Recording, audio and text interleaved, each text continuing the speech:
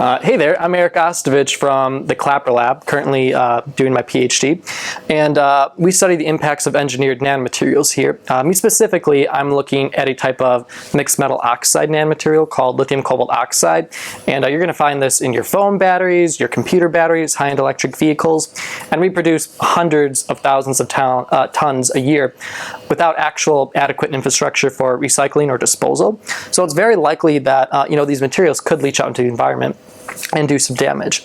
And that's sort of what our job is to determine just how it's going to interact with different organisms.